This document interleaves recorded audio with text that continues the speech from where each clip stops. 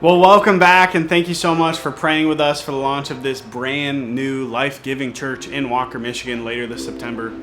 We are 5 weeks out from our grand opening on Sunday, September 13th, and this is the first week of our 21 days of prayer that we're doing as a launch team. And if you want to join us, just reply to this text, and we'll add you to the rest of the days when I send out a very similarly structured video as the one you've been receiving each week. Also, in the final stretch of getting this thing across the finish line from an imaginary church to a real, live, living, and breathing spiritual community. But we still need your help. If you haven't considered joining us through your giving or sharing of any of our stuff on social media, those are the two main ways that you can support and breathe life into this thing that God is seeing fit to build. We would love for you to add some fuel to the fire. We're still looking for 100 people to give $100 a month for a year to give us a runway as a church to reach our community.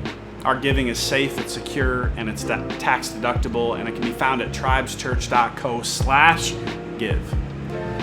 This week I want to take you to Daniel 6 verse 16 that says this: "Then the king gave the command, and Daniel was brought and thrown into the den of lions.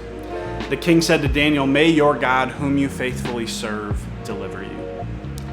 If you're unfamiliar with this story, you may be like, dang, what the heck did Daniel do to deserve to be thrown into a den of lions? You ready for it? He got down on his knees and prayed. That's it. His contemporaries didn't like him so much that they devised a way to get him in trouble for praying, and now Daniel's facing the end of the road, and that's what it felt like for Team Hooksma as we went through the middle of 2025. The week after Easter, I finally told Mel, hey, I think we have to be faithful to what God has revealed to us, even if he hasn't laid out where we're going to be next.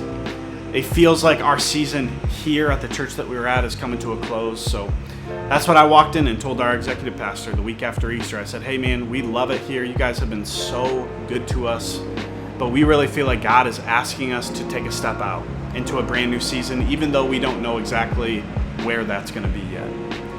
And he and our lead pastor were so good to us. They were so generous to us. They let us stay on from Easter all the way through the 4th of July weekend where they announced it to the broader church.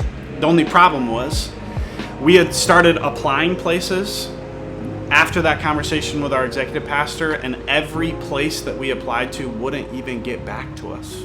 We were getting iced out. No response after no response after no response. So by the time that I preached on this passage, Daniel 6, over the July 4th weekend, after they found out that we were exiting, Mel and I felt just like Daniel. That we tried to do it the right way. We tried to honor the leaders above us. We didn't wait for all the details. We trusted that God would open up the right door at the right time. And just like Daniel, we were being invited to a sleepover in a pit with some lions. Lions for us was joblessness, a lack of security, fear. You probably have some lions in your life too. And so do the people that we're trying to reach. I think they think God doesn't love me. There's no place for me to belong. God's mad at me. Will you pray this week for people who feel far from God and are disconnected from the church?